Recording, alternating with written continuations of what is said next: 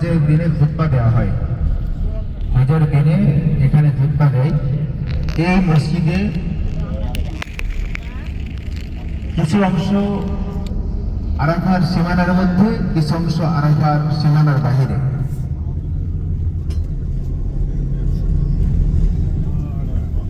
এই মসজিদে বছরে মাত্র 2 ওয়াক্ত নামাজ হয়। এক বছরের মধ্যে মাত্র 2 ওয়াক্ত নামাজ। 9 জিলহজ অর্থাৎ হজের দিন জোহর ও আসরের নামাজটা হয় একই সাথে। একটা আজান হয় এবং 2টা ইকামত হয়। জোহরের সময় আজান দেন ওই একই আজানে এবং 2টা ভিন্ন ভিন্ন ইকামতের মাধ্যমে 2 ওয়াক্ত নামাজ এখানে হয়ে থাকে। আর বাকি সারা বছর এই মসজিদটি বন্ধ থাকে।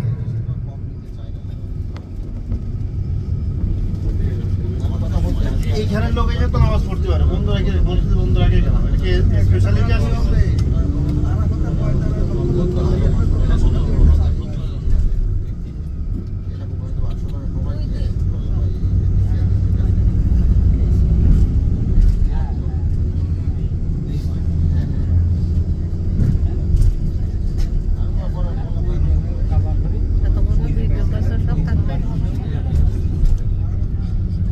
ডিলেট করে আনিলাম, যা ছিল সব ডিলেট করে আনিলাম, খালি করে নাহলে থাকবে না তো।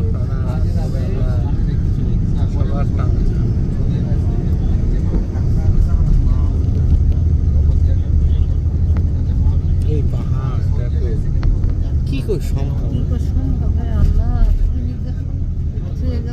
পাহাড় কি এমনি এমনি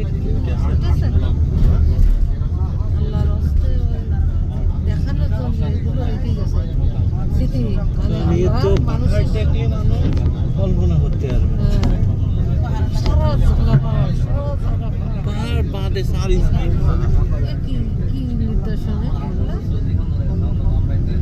আমাদের দেশে নেই, সেটাই শুধু এই জায়গায় আল্লাহ যেগুলো এইসব জায়গায় আবার মরে যাওয়ার পারে না, এখানে দাঁড়া দেখা হবে, বুঝলে? সব সমান করে দিয়ে এখানে হচ্ছে সব মৃত্যুর পরে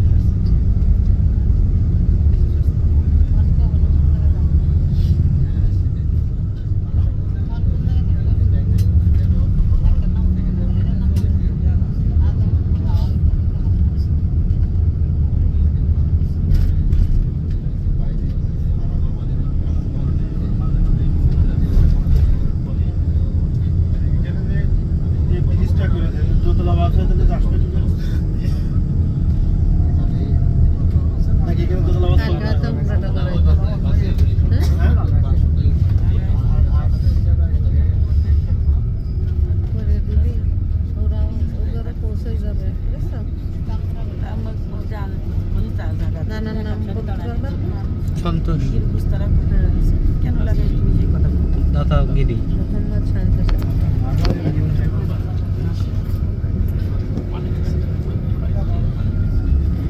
নিজে নিজে নিয়ত করবে আল্লাহ সন্তোষের বাংলায় করবি আল্লাহ সন্তোষেন, আল্লাহ নানান সন্তোষ তার নামে বিবাদ নিয়ে করবে, তুমি সই করো কবুল করো।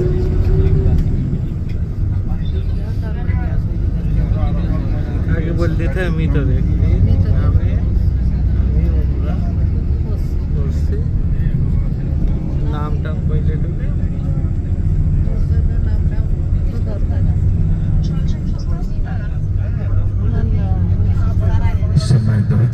আমাদের হাতের ডানে বামে দেখেন লাল হলুদ যে রাস্তা দেখা যাচ্ছে, হাতের ডানে খেয়াল করেন এটা হলো হাঁটা রাস্তা, এখানে গাড়ি চলে না। হাজার দিনে যারা আরফার ময়দান থেকে মুজদালিফায় যেতে চায়, এরকম রঙের 4টি রাস্তা আছে এখানে। এই রাস্তা দিয়ে সবাই হাঁটতে হাঁটতে মুজদালিফা পৌঁছাই। এইভাবেই রাস্তাটি সোজা জামারা চলে গেছে। প্রায় 14 কিলোমিটার রাস্তা অতিক্রম করা হয়েছে। বাবা আলহামদুলিল্লাহ, নাম রবের দরবারে আমাদের অন্তরস্থল থেকে কৃতজ্ঞতা প্রকাশ করছি, যিনি আমাদেরকে মক্কাতুল মুকাররমার ঐতিহাসিক গুরুত্বপূর্ণ একটি স্থান আরাফার ময়দান জিয়ারতের মতো সুযোগ ও তৌফিক দান করেছেন। আলহামদুলিল্লাহ।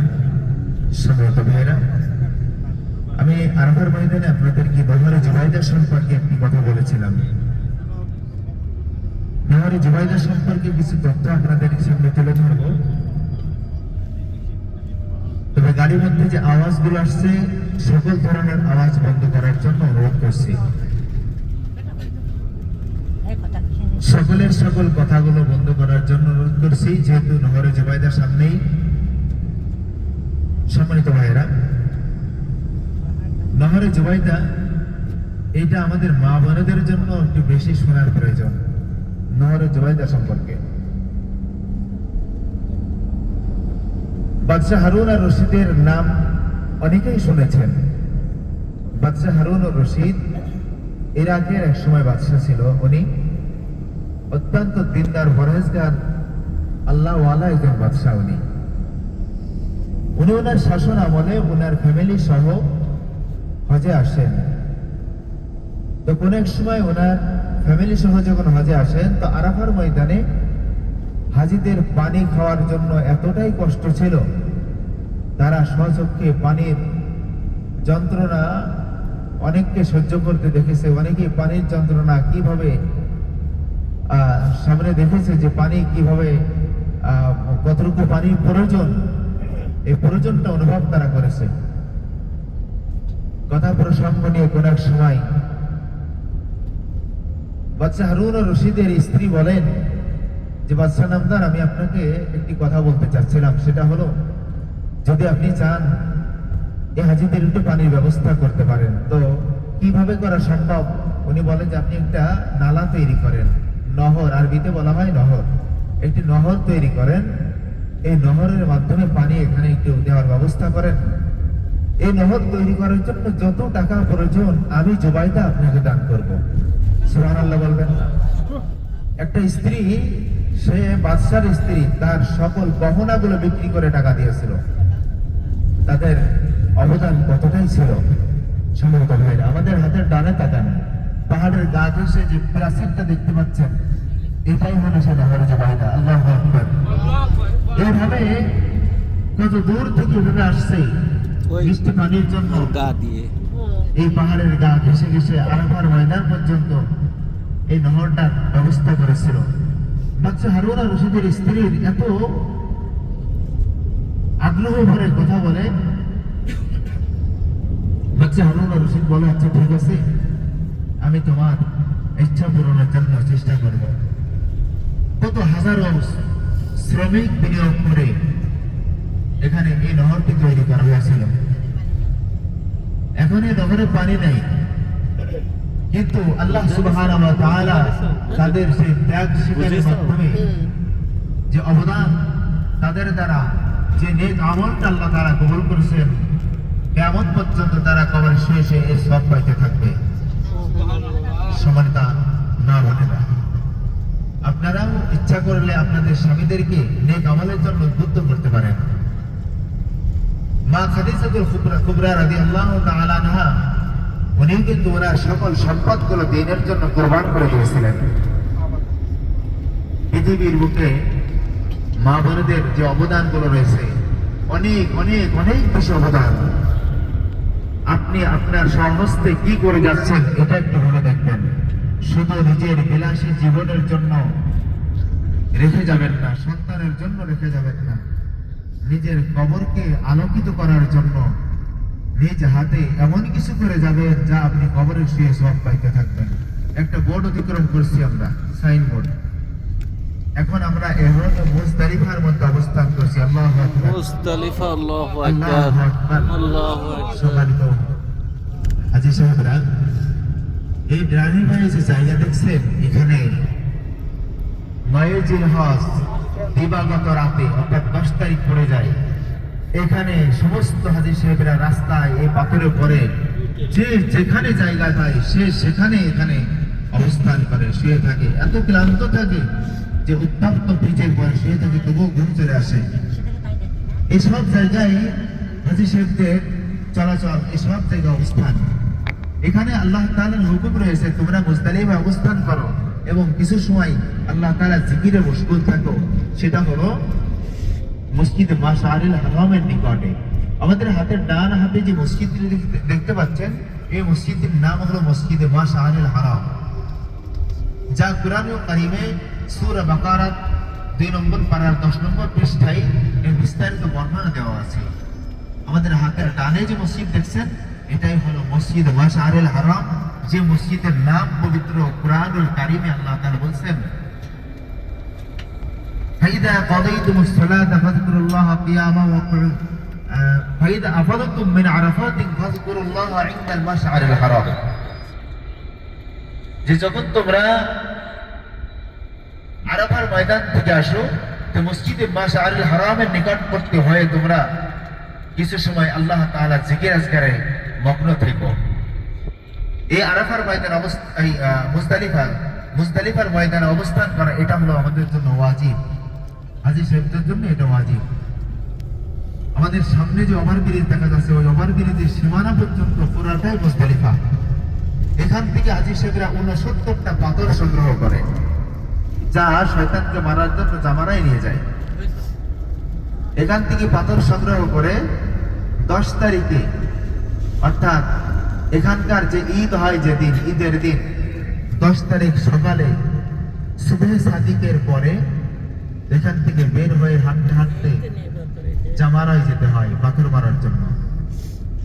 জামারায় পাথর মেরে ওখান থেকে ফিরে এসে কুরবানি করতে হয়। কুরবানি করার পর এরপর মাথা মুন্ডাতে হয়, এরপর ইহরাম খুলতে হয়। হজের সময় পুরা 5 দিন ইহরাম ধরে থাকা লাগে। আমরা যারা প্রথম ফ্লাইটে হজে আসি, আমরা ধারাবাহিকভাবে ইনশাআল্লাহ প্রথম দিনে ফ্লাইটে, এবছর আমাদের 18 তারিখে 18 এপ্রিল আমাদের হজ ফ্লাইট আছে, প্রথম তারিখে চলে আসি। তো যারা আমরা প্রথম ফ্লাইটে আসি, আমরা ফিরতি ফ্লাইটটা আমাদের প্রথম হয়ে থাকে। প্রথমে যারা আসে তারা মদিনা থেকে ফেরার পথে তারা ইহরাম করে আসে। আর একটি বিষয় দেখেন, এই যে ডান হাতে যে বাথরুম, এগুলো ছোট ছোট বাথরুম, এই বাথরুম গুলো হাজী সাহেবদের জন্য এতটাই কষ্টকর। এই বাথরুম গুলো সব সময় কত মানুষ যে এই সিরিয়াল থাকে এখানে, মানে এত বেশি মানুষ থাকে যা কল্পনার বাইরে। তবুও সকল কষ্ট, সকল দুঃখ দুর্দশা সব কিছু উপেক্ষা করে একমাত্র মহান রবের সন্তুষ্ট অর্জনের লক্ষ্যে যে কাজগুলো হাজী সাহেবরা করে থাকে, তাদের মধ্যে যারা ধৈর্যের সাথে সকল কাজগুলো করতে পারে, তারাই গুণামুক্ত হয়ে ময়দান থেকে চলে যায়। এই যে সামনে ওভারব্রিজ দেখছেন, এই ব্রিজের ডান পাশে অর্থাৎ পিছন পাশে হলো মুজদালিফা। আমরা এই মুহূর্তে মিনার সীমানা ঢুকে গেছি। আল্লাহু আকবার, আল্লাহু আকবার। এই যে মিনার তাবু দেখতে পাচ্ছেন আমাদের হাতের ডানে, ছোট ছোট এই তাবুতে এক একটা তাবুর মধ্যে প্রায় 60 থেকে 70 জন মানুষ থাকে। অবাক লাগে, মোটা মানুষ এখানে চিন্তায় শুতে পারে না। এখানে যখন বিশ্রামের জন্য সবাই শোয়, এক একজনের জন্য 18 ইঞ্চি জায়গা বরাদ্দ, এক একজনের জন্য মাত্র 18 ইঞ্চি জায়গা বরাদ্দ আছে, অর্থাৎ 1 হাত। এর মধ্যে থাকা অনেক কষ্ট। যারা ধৈর্যের সাথে থাকে তারা তো পারে, যারা ধৈর্যের সাথে থাকে না তাদের জন্য অনেক কষ্ট হয়ে যায়। তো এই তাঁবুর মধ্যে অবস্থান করতে হয়। এখানে অবস্থান করে এখান থেকে আরাফায় যেতে হয়, এখান থেকে মুজদালিফায়, এখান থেকে আপনার জামারায় পাথর মারতে হয়। সবকিছু এই মিনায় থেকেই করতে হয়। সম্মানিত ভাইরা, এই মিনার মধ্যে একটি উল্লেখযোগ্য জায়গা আছে, যেটা পবিত্র কালামুল্লাহ শরীফের সূরা ফিলের সম্পর্কে, সূরা ফিলে যে সম্পর্কে বলা হয়েছে, যেখানে আব্রাহার বাদশাকে আল্লাহ সুবহানাহু ওয়া তাআলা বাবুল পাখির দ্বারা হত্যা করেছিল, নির্মূল করে দিয়েছিল, সেই স্থানটির নাম ওয়াদি মুহাসসার। আমরা ওয়াদি মুহাসসারটা আপনাদেরকে দেখাবো। এই যে আমরা রেল স্টেশনের নিচে আছি, এই রেল স্টেশন অতিক্রম করলে ডান হাতে সেখানে কোনো তাঁবু দেওয়া নেই। এই মিনার সীমানার মধ্যে থাকা সত্ত্বেও তাঁবু দেওয়া নেই। এইটা হলো ওয়াদি মুহাসসার, যেটা যে স্থানটিতেই আবরার বাদশাকে মহান রব্বুল আলামিন ছোট ছোট পাখির দ্বারা নির্মূল করে দিয়েছিলেন। আমাদের হাতের ডানে এই যে খোলা জায়গা দেখতে পাচ্ছেন, এই যে খোলা জায়গাটা সবাই খেয়াল করেন, আমরা রেখে আসছি এই খোলা জায়গা, এটা হলো ওয়াদি মুহাসসার। এই যে যেখানে আবরার বাদশাকে আল্লাহ তাআলা খতম করে দিয়েছিলেন। সামনে একটি গুরুত্বপূর্ণ একটি তথ্য রয়েছে, সেটা হলো আজকে এই হজ ব্যবস্থাপনার জন্য যেই নবীর অবদান রয়েছে, হজের যাবতীয় কার্যক্রম যাকে নিয়ে এত কিছু আয়োজন, সেই খলিল ইব্রাহিম আলাইহিস সালাতু ওয়াস সালাম তার কলিজার টুকরা সন্তান হযরত ইসমাঈল আলাইহিস সালাতু ওয়াস সালামকে জবেহ করার জন্য যখন নিয়ে আসছিলেন, যে জায়গাটিতে জবেহ করার জন্য আসছিলেন, সেই জায়গাটি হাতের বামে আমি দেখতে পাচ্ছি। আলহামদুলিল্লাহ, গাড়ির বামে তাকান সবাই, ছোট্ট একটা মিনার দেখা যায়, দেখেন গাড়ির বামে ওই পাহাড়ের দিকে তাকান, ছবি তুললে তোলেন, হাতের বামে ছোট মিনার, ঠিক ওই জায়গায় তার কলিজার টুকরা সন্তানকে শোয়াইছিলেন জবেহ করার জন্য, কুরবানি করার জন্য। ওখানে এসে জান্নাতি দুম্বা কুরবানি হয়ে যায়। আলহামদুলিল্লাহ। সবাই খেয়াল করছেন তো?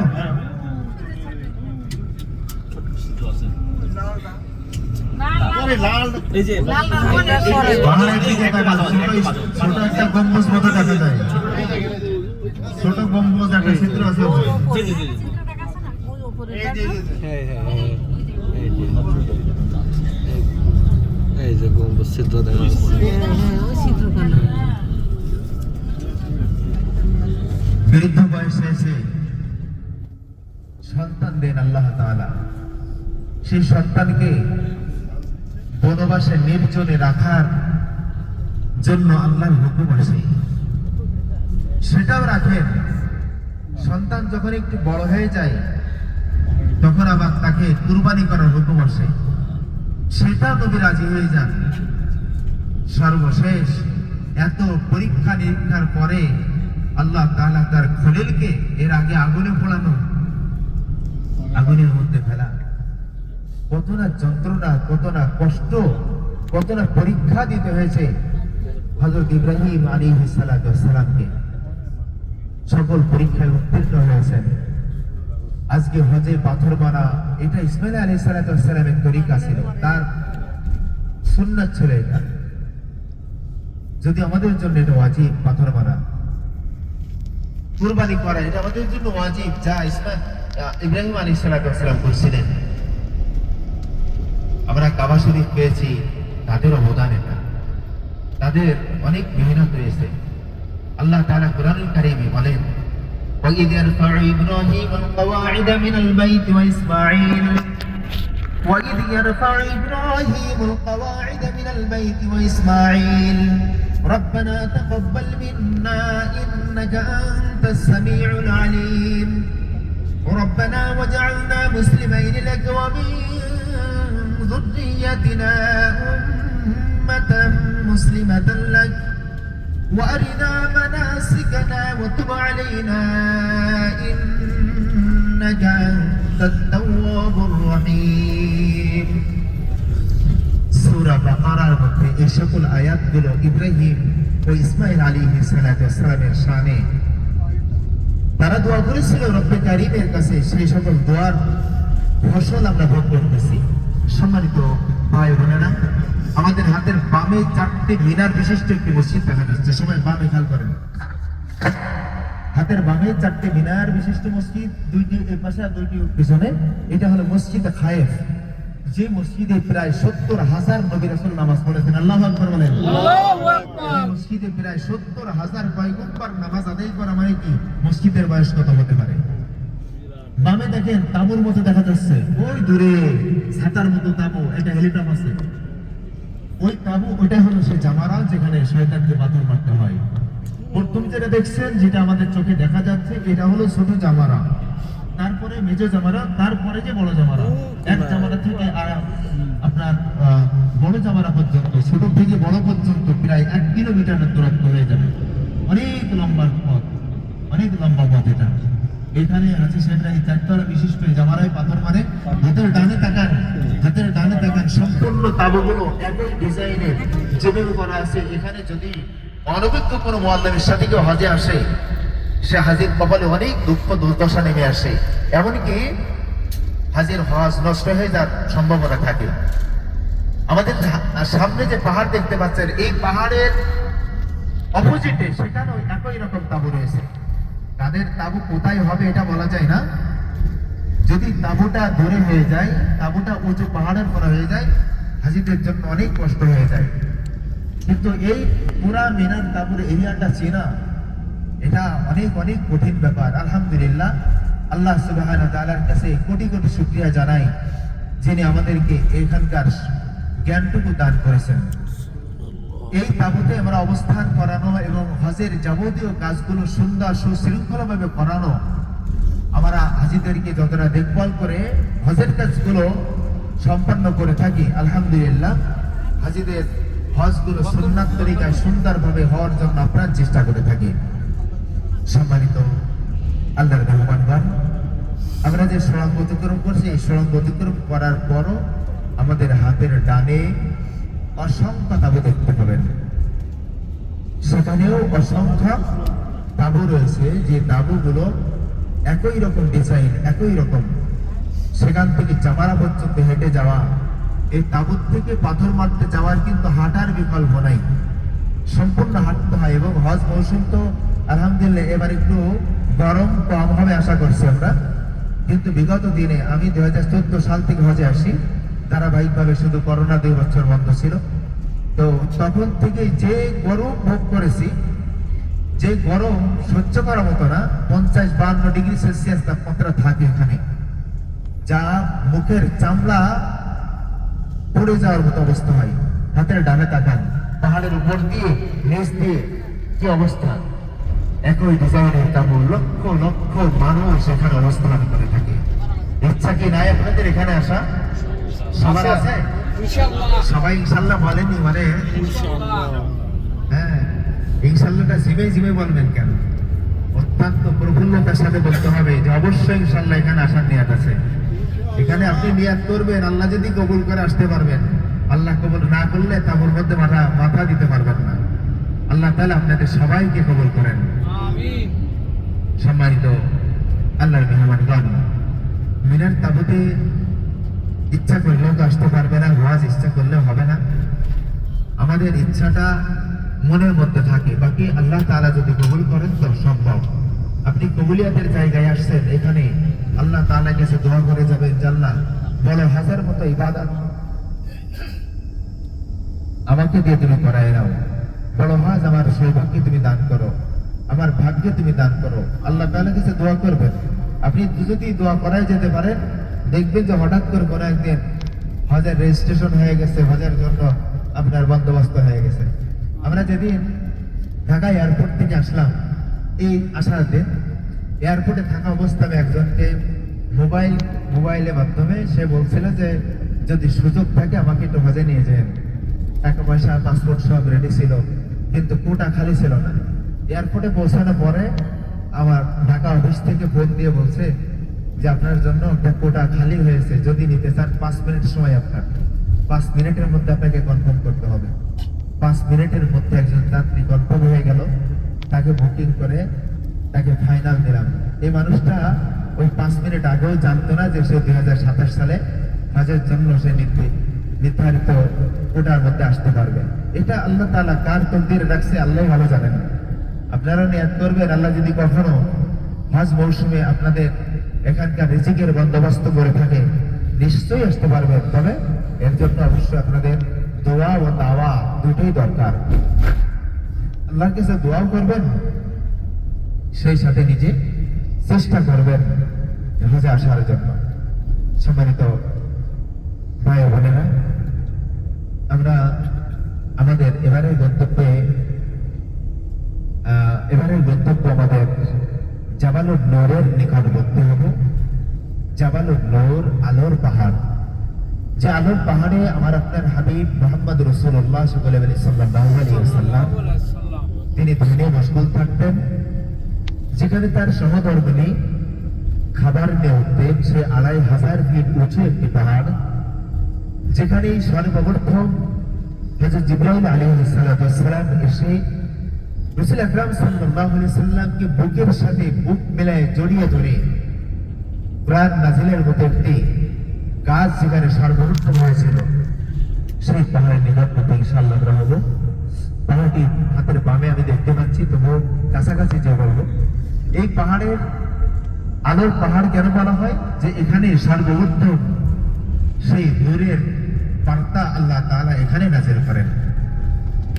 পবিত্র কালামুল্লাহ শরীফের প্রথম যে সূরার আয়াতগুলো নাযিল হয় সেটা এখানেই নাযিল হয়। আর এই সূরাগুলোর মধ্যে নাযিলের মধ্যে সর্বপ্রথম বলা হয় ইকরা। সর্বপ্রথম যেটা নাযিল হয় ইকরা, যে পড়ো। আমরা পড়তে নারাজ, আমরা সন্তানদেরকে পড়াইতে নারাজ। হ্যাঁ, পড়তে চাই, দুনিয়াবী শিক্ষায় পড়তে চাই, দুনিয়ার বিভিন্ন ধরনের ডিগ্রি অর্জন করতে চাই, কিন্তু আল্লাহ সেটা বলেননি। আল্লাহ বলছেন রাব্বিকাল্লাযী খালাক, তোমার রবের নামে যিনি তোমাকে সৃষ্টি করেছেন। পড়ো তোমার রবের নামে যিনি তোমাকে সৃষ্টি করেছেন। অথচ সেই রবের নামের না পড়ে আমরা গায়রুল্লাহর নামে পড়তেছি, দুনিয়ার বিভিন্ন খ্যাতি অর্জনের জন্য পড়ে থাকি। ইকরা বিসমি রাব্বিকাল্লাযী খালাক, এই আয়াতে যে পড়ার ইঙ্গিত দিয়েছেন, আমরা সে পড়তে ব্যর্থ হয়ে যাচ্ছি। নিজেদের সন্তানদেরকে ইলমুল কোরআন শেখাইতে আমরা নারাজ হয়ে যাই, কারণ এই কোরআনের ইলমের প্রতি আমাদের দরদ নাই। কিন্তু মনে রাখবেন, আপনার বড় বড় ডিগ্রিধারী সন্তানেরা ইন্তেকালের পরে বিন্দু মাত্র তারা কাজে আসবে না। যদি কোনো একটি সন্তান, কোনো নাতিপুতি নিজের মধ্যে কেউ হাফেজ, আলেম, বড় বান্দার ফরজগার এরকম থেকে থাকে, তার দোয়ার বদৌলতে দেখবেন আপনি আপনার কবরে কিছুটা হলেও শান্তি পাবেন, কিছুটা হলেও আপনার কবরে সওয়াব পৌঁছাবে। অন্যথায় যে সকল সন্তানদেরকে আখিরাতের শিক্ষা বাদ দিয়ে দুনিয়ার শিক্ষাই দিয়েছেন, তারা রব্বির হামহুমা কামা রব্বায়ানি সগীরা, এই আয়াতটুকুর এই অংশটাও তারা ভালো করে বলতে পারে না। এজন্য গার্গী যারা আছেন সিদ্ধান্ত নিন, সন্তান তো অনেকেরই বড় হয়ে গেছে, বড় হয়ে গেছে, নাতিপুতি গুলো অন্ততপক্ষে রবের শিক্ষা, রবের দাওয়াতি শিক্ষা, কোরআন ও হাদিসের জ্ঞান তাদেরকে শেখানোর চেষ্টা করবেন। কোরআনুল কারীম শেখার কথা আমি আপনাদেরকে কিছুক্ষণ আগে বলেছিলাম। কোরআনুল কারীম শিক্ষা আমাদের জন্য কতটা জরুরি আমরা এখন বুঝতে পারতেছি না। চক্ষু দুটো যখন বন্ধ হয়ে যাবে তখন আমরা বুঝতে পারবো। সবাই ভাইরা, এইখানে কি নামার প্রয়োজন মনে করছেন? নামবেন সবাই এখানে? আচ্ছা ঠিক আছে, এখানে দাঁড়ানো হবে।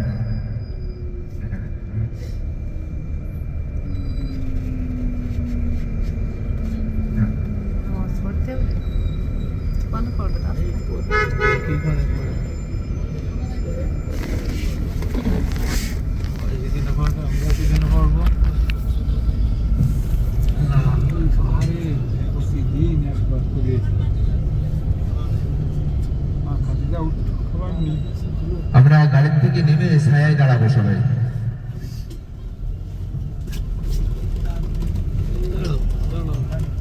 ওই ডানটিটাকে তুলে নাও।